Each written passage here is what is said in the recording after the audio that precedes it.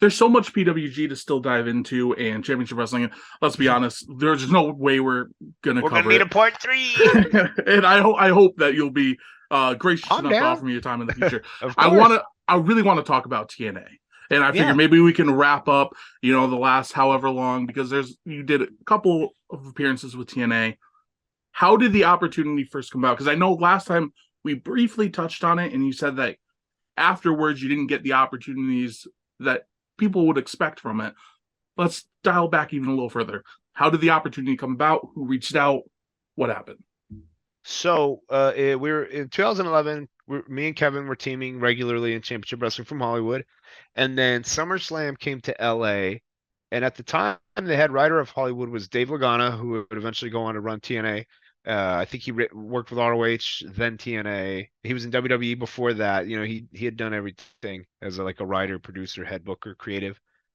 He was in charge of Hollywood at the time, and a bunch of guys got booked on SummerSlam. Nice payday, little tryout match, whatever. And a bunch of the guys from Hollywood, they took it over the TVs that, we had already known about. But again, I don't know why the hell we were running TVs against SummerSlam in the same city. But that's a whole different headache. Um, and so a bunch of the guys got cut, including Good Time. They're like, "Oh, you're Like done." And let he go completely?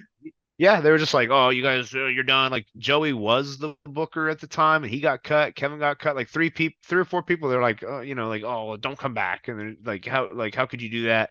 And I was like, "Okay, whatever."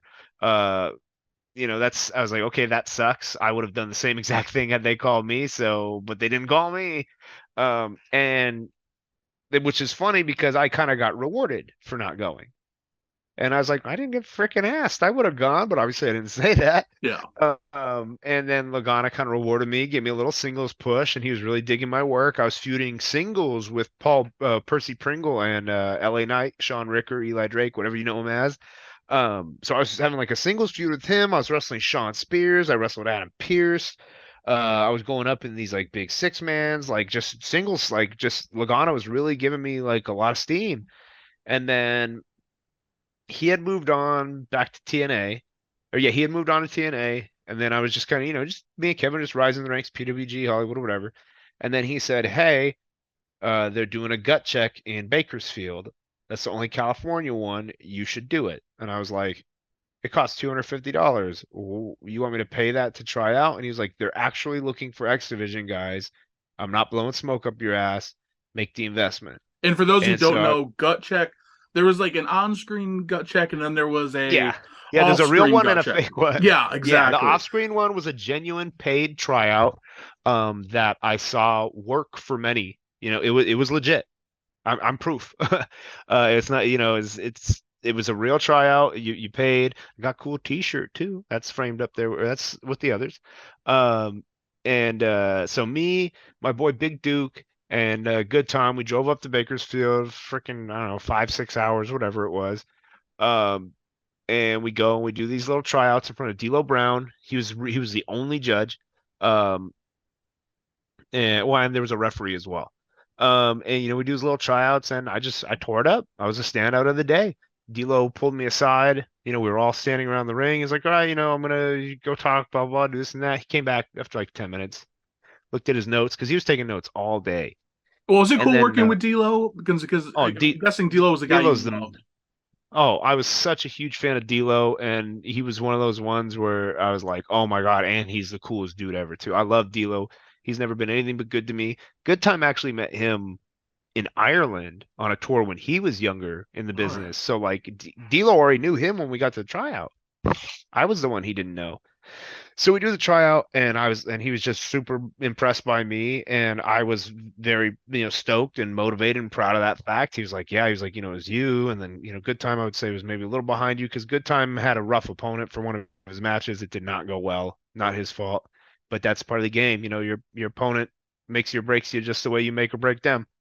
Um, and so whatever, they were like, "Yeah, we'll be in touch." He was like, "I guarantee we will be in touch. Please look out for your emails." And I was like, "Oh, shit. Okay." Yeah. So I'm in Japan and I don't have any kind of internet or anything. And we get to Osaka after we were in Tokyo for 3 days or something. And then we get to Osaka and I finally can post on Facebook using the internet's Wi-Fi. I was like, safely in Osaka, 8 days here, this many shows. I'm looking forward to it. And then Lagana commented on that. Uh, oh, that's why you're not answering your phone. And I freaked out. I was like, oh shit. So we Oh, still were in the airport, like waiting for our bags. And I messaged him and I was like, hey, what's going on? He's like, Al Snow's been trying to call you. And I was like, what? Like, what do you mean? And he was just like, yeah, I'll let him know that the reason you're not answering is because you're on a tour of Japan. He's like, that'll go a long way. And I was like, okay, cool. And he's like, give him a call back as soon as you land. So when I land, I literally in the airport, I call Al Snow and he's like, hey, we want to use you as part of this X Division tournament. Are you interested? I was like, 1,000% yes. yeah. TNA was one of my dream goals. I love TNA. I used to, go to my girlfriend's house to watch them every Wednesday on her parents' cable, and I would pay them $10 flat, when I left the house, and I would tape it. Like I that was love it. diehard TNA fan, diehard TNA fan. So I was super in. And so we, it all got straightened out, and that's pretty much what it was. It was, investing in that gut check, which felt silly at the time. I didn't have any money. I was living in a shed. I was living in a tool shed, and spent the 250 I didn't have to try out, and it just worked out. I got really great experiences. I learned so much. I got even closer with Scorpio Sky on that tour, that we bonded so much over that pay-per-view that Sunday, that Destination X we did together. But yeah, it was from Lagana seeing my Hollywood work, and also what worked in my favor was Joey Ryan was kind of in the process of like his like gut check storyline there, I believe. And one of the matches they used to like highlight him was he and I at Hollywood. It was a really good match we had had. And I think they had seen that, saw I could work TV, and they were like, okay, well, he did that gut check that D'Lo liked, so let's use it. So Your first, it was being on Hollywood and then actually just going to that tryout that I probably normally would have never gone to. That definitely is what got me on TNA.